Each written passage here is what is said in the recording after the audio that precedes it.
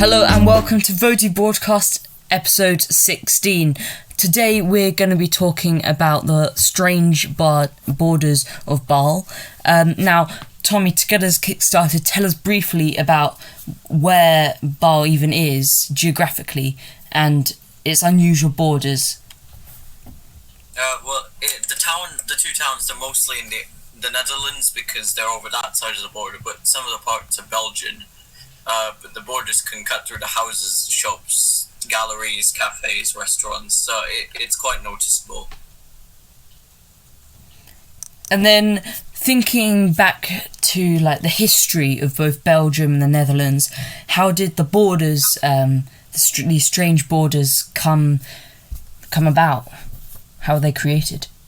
Well, if we do a quick timeline, in 1843, a treaty called the Treaty of Maastricht was signed in the town, which gave it the complex borders over the two landlords at the time, and that happened also because of land confusions and false mapping by the biased local cartographers.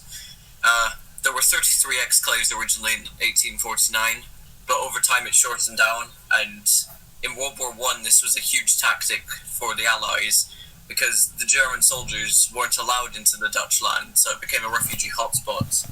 And finally, on December 9th, 2005, the borders were cut to the 16 that remain today. Okay.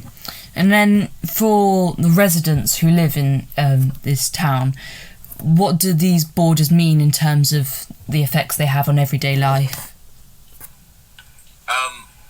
Well, for smaller issues like the currency and the language, it's not really an issue because they both use the euro and they both speak Dutch, and the towns coexist with two mayors that make decisions together. But there are many legal challenges stated in the article, like the legal drinking ages are different, as well as firearms with or without licenses, fireworks, and today's world COVID laws and restrictions. Okay, and then also in terms of everyday life and how people would go about their everyday lives using transport and moving around the towns, how is that affected by the two borders? Is there any border checking when they cross from perhaps one street to another? Well, the areas in the Schengen zone, it's pretty much the worldwide vision of what should be peace, and there's just in some countries you'd have to go through vigorous checks, but there's just little lines in the streets that show your neighbour could be in the Netherlands, but you could be in Belgium, but you could share like a back garden which was in the Netherlands, and it's pretty simple. Okay. And then in terms of the COVID-19 crisis, how did the borders of Baarle change the rules and regulations, and how has it made more difficult for residents to abide the laws and regulations that's set in place by this pandemic?